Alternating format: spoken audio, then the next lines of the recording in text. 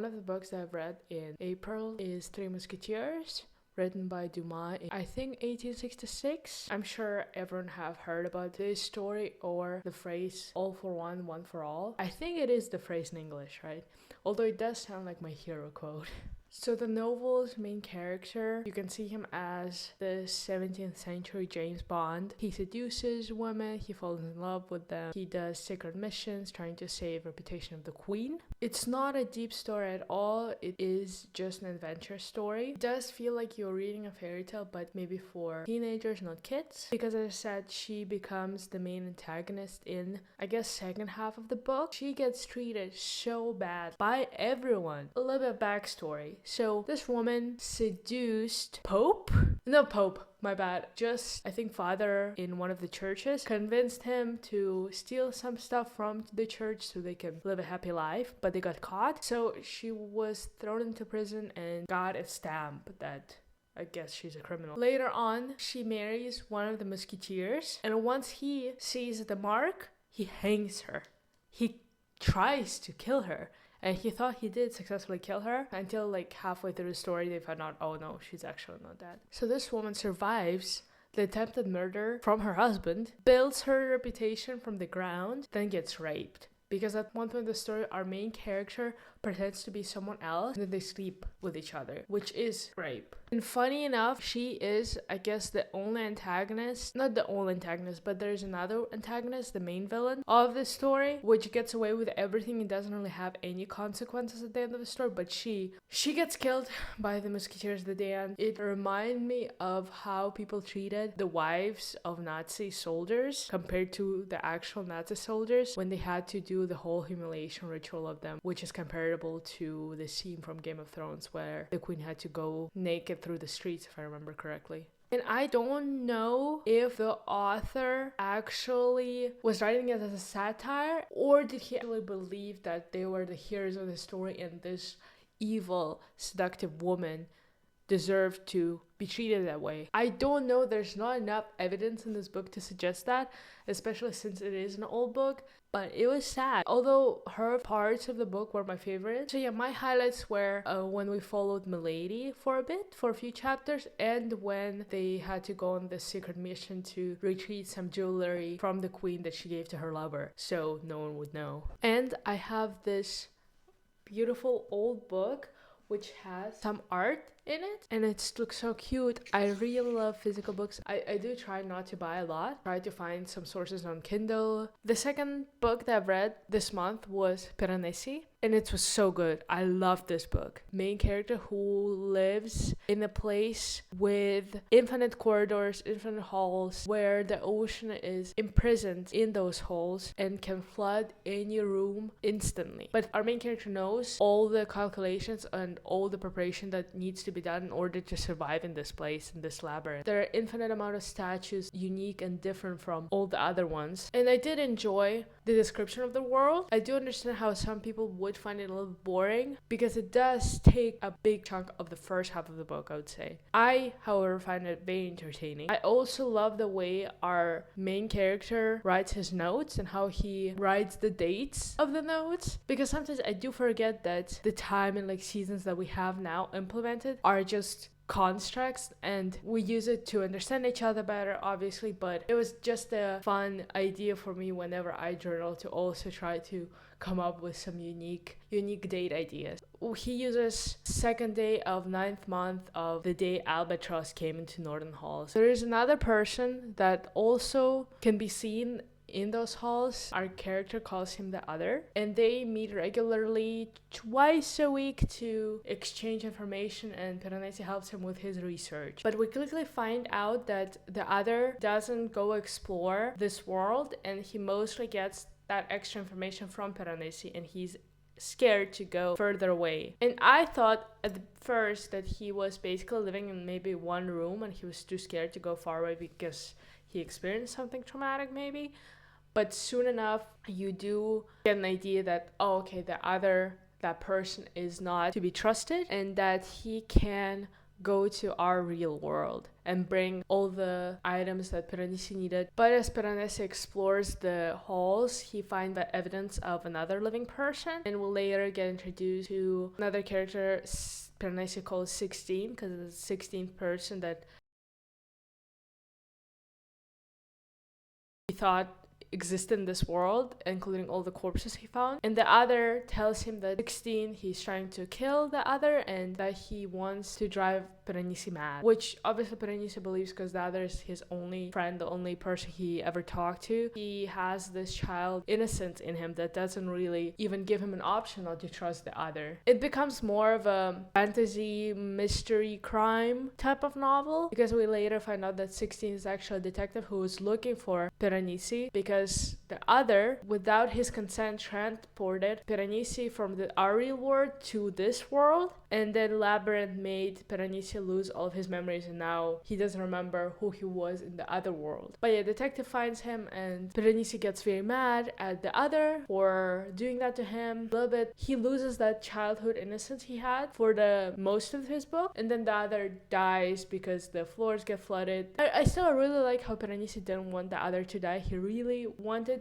him to still live, and then they get back to at the end the real world. Even though Piranesi at first was a little unsure about that decision, he maybe wanted to stay because he thought this world brought me here because it wanted me to see it, and once he's no longer there, the world wouldn't be observed. But eventually he does go back to real world. It becomes, I guess, a mixture later of Piranesi and Matthew, I think that was his name, in real world before he came to the labyrinth. They have this deep bond with 16, which I really, really like. I really like 16 as a character. Raphael, detective. I really like the ending of this book. Him and Raphael think about the other world. They regularly go there. He misses it, but then he starts seeing all the statues in the people around him. And I think observing the beauty in the labyrinth, in those halls, gave him the recognition of the beauty in the real life, in the ordinary life. It also shows an example of how people behave when they actually trying to explore everything around them without having any expectations, like Piranesi did in the labyrinth, compared to the other had a specific expectations of the world, trying to find out a specific thing, and he was miserable. He hated the labyrinth. He was scared of going exploring, and he just wanted to know one thing about it. And this kind of mentality could be applied to a lot of different things in life: relationship, locations where you live in, even reading books or consuming media. When you're watching something and you're expecting something specific, you're probably gonna get disappointed. But if you go completely blind and open-minded, you're gonna have very different experiences. This book reminded me of how important it is to just enjoy what you have without having any expectations. And obviously it doesn't apply to everything and everywhere. Let's say if you're in a relationship with someone and you really don't feel like it's your person, just leave them. There's no need to stay in and try to enjoy whatever you can. I watched last season of JJK, and if I have to be honest, at the beginning, I wasn't as excited as I was back during the Shibuya arc. I think it's a combination of me slowly falling out of love on anime for multiple reasons, and Shibuya arc was so good. And the beginning of this season was kind of slow. Of text, obviously. It does speed up towards the half of the season, and you have so many good moments, so many highlights. The lawyer versus Yuji, Megumi fight, Maki arc, Yuta at the end, everything was so good. I tried to find some information if animators got paid better this season. I didn't really find anything, unfortunately. And also one of the reasons why I kind of stopped enjoying anime is because, well, first I want to do other things in my life, and also I know how animators get treated badly in this industry, and I don't really want to contribute to that. Apart from all of the objectification of female characters in anime, watch Drag Race season 14. It was a good season. I watched Drag Race with my cousin years ago. Not this season though, and it was good. A lot of people say it was dragged out. I do think that it was a little dragged, but I did enjoy all of the people there. It's always heartbreaking for me to hear their upcoming stories and how they felt as kids and how they didn't have any ways to express themselves, and just looking at them now and how they interact with the world just feels very beautiful. I respect that very much. Willow Pill deserved that win. She was so good in every challenge. She was doing so good. The Office, I've watched the first and second season, and actually I've watched Office again with my cousin years ago up to season 5. I think I saw Dylan is in Trouble making an 8-hour review on Office, so I thought it was my sign to start rewatching, because The Office is my type of humor. I've watched a documentary, Tell Me Who I Am, about two twin brothers. One lost his memory when he was 18 because of the motorbike accident, and his twin Marcos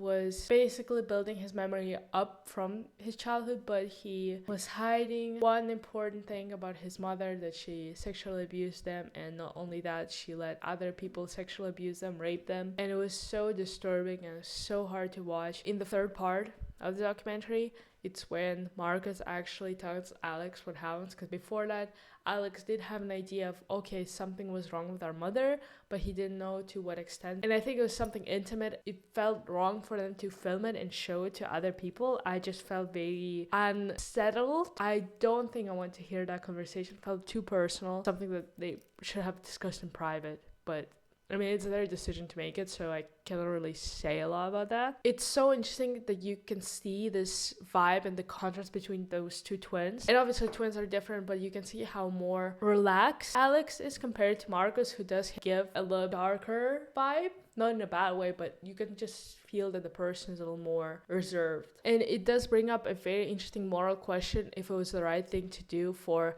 Marcus to hide this information from Alex, especially because Alex, after the accident, they're still living with their mother and still interacted with her. One of the other documentaries was Plastic Detox, which I didn't really like the first part, because in the first part they're exploring couples who couldn't conceive. They did like a small experiment what wasn't scientific. You usually have group A who gets the medicine, who gets treated, group B who doesn't get anything, group C who have placebo medicine. They didn't have that. They only had 6-7 couples, and they changed some of the things like that were made of plastic in their kitchen or just in their house, and trying to see if their testosterone levels would go back up. To me, it felt more of a correlation than causation situation. And I don't know if I like that. And I know they did mention at the beginning that, oh no, it's not scientific at all, but then they did try to make it sound like it is. You know what I mean? There's no point of this warning at the beginning then. It felt very misleading. I like the other parts where they showed how those chemical fabrics that were built in Louisiana were affecting the community, mostly black community, and I've already known that also with farming, all those feces and stuff, they would build them around black communities and people would get ill, like in this case, and no one could help them and they couldn't really do anything. But I'm just very happy that they were able to protest and wouldn't let another factory be built around already vulnerable community. And you can just see how different groups are impacted differently. I've also watched a documentary, False Prophet, Trust Me. It was so fucked up. It's a very hard watch. I don't know if I would recommend it to anyone if you cannot really handle children suffering. It's a documentary about the couple who moved into the city with Mormons, and they wanted to film a documentary, and this woman is so sweet. God bless her. We find out that the person who was making the documentary, that she was Mormon before as well, and it was in a very abusive and dangerous relationship because her husband would tell her that he's the prophet, she should listen to him, otherwise she'll go to hell. She understands people that are Mormons very well, and she has a lot of empathy for them. And her husband is filming her. He's the one with the big camera, so we don't really see him or hear him often. I think her name is Christina, if I remember correctly. And during this time, their prophet is in jail because of pedophilia. He banned people from getting married and having children, so no one is having babies, no one is getting married. But one day Sam shows up with his wife, and then we found out he has multiple wives. By multiple, I mean 14 plus, and some of them are underage. Shocker. They try to collect enough evidence for the police to arrest him. Again, every documentary starts with the incompetent policeman, and I hate because they brought one of them to the documentary, and the amount of excuses he used to make. One time, Sam admits to sleeping with a 13-year-old. They had a voice recording of that. Brought it to the police. For weeks, they didn't heard nothing.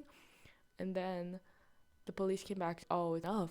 Because later they gave the case to FBI. Thank God she was a woman. Or I'm sure there's also a very good male FBI agents. But since I've heard a statistic about how female judges give a harsher sentences to pedophiles than male ones, I would probably feel a little safer having also a female FBI agent on pedophile case. And when she heard that recording, she got confused why the local police didn't inform FBI earlier, like month earlier. Toga and Christine, documentary couple, they have been filming them for 2 years, if I'm not mistaken, maybe. I know it's over a year. I don't know if it came to 2 years, but it's a long time. Sam, the false prophet, the crusty white man, he's so dumb. His ego is so big, he did not notice anything unusual with the documentary couple. Not only did he have younger wives, he also had older wives. They gave their wives and daughters to him. And one of the wives, Julia, God bless her, she told Christine what was actually happening in the house and also helped a lot in the investigation with the documents. At the end, he does go to jail and he has like 50 years sentence. And the other men that were involved that gave their daughters and wives to him, I think they got 25 to 35 years. And those poor girls, when they found out that Sam was going to prison, they were so brainwashed that they just didn't know what to do. And obviously all of them believed that this guy was a prophet. Some of them had to go to jail because they tried to escape with underage girls, so it counted as kidnapping. I think they said most of the wives still believe in him, but no, Naomi, she escaped the Mormonism. I wish nothing but the best to all of those girls, the ones who still believe, the ones who don't anymore. This month I also want to highlight some games that I have played recently. This should have gone into archive of March. It's the game I Was a Teenage Ex-Colonist. And I know the title is a little bit ridiculous, but if you are into, I wouldn't call it a visual novel because visual novels are very different, but it's a mixture of visual novels, some card game, a dating sim in a way. You have different characters you can be with, and the art style of this game is just so cute. I love the design of almost every single character, and the card game is too easy. I wish they made it a little more complicated because I did 4 playthroughs, but every time it just got easier and easier, and I wish they made it a little more complicated. You have 2 modes there, normal and I think a harder card game mode, but even the hard one is super easy except the first few years. I'm not gonna talk about the gameplay that much because it's not a lot, but there's a lot of dialogue with characters and they all seem quite fun to talk to. And again, the character design is very cute. I like the story too. It's fun. The characters I liked, the science girly, then her brother. I also think it was Mart. The second game, I think it's called Date with Death. It is a more of a traditional visual novel, so it's just basically one guy and you talk to him. And I don't know why, it just brought a lot of memories back to when I used to play a lot of those kind of games. Legally and illegally. Hakuoki I still have on my Steam. Sometimes I have an urge to go back. Funny enough, with Hakuoki, I romanced every single character because I like them. So it was when I was 16. Damn. Also, I remember playing, illegally downloading Nightshade. Also a very fun visual novel. It was my peak anime phase. I would find a lot of anime characters attractive back then. Not anymore. I don't think I have that fascination now.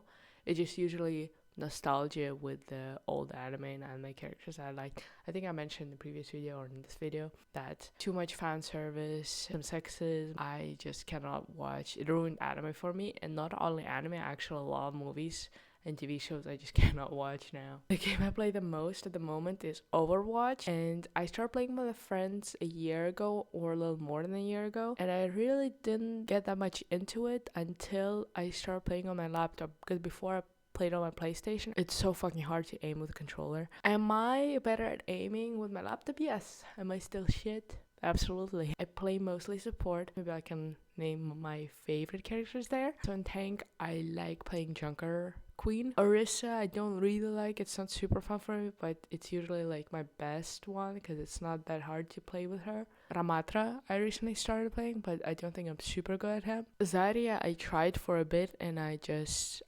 cannot manage my bubbles that well. With damage, I started playing Torbjorn, Sierra, new hero. For the longest time, I've only played Sojourn. I think she's my highest level character till this day, even though I haven't touched her in like months. What else is? I tried Reaper, Bad, Ashe, Anran. With support heroes, I like almost everyone. The characters that I like to play with, enjoy them, are different from the characters that I'm good at. At the moment, I'm okay with Ilari, Moira, but I do really like playing as Fuyang, Juno, Life Weaver. I love pulling people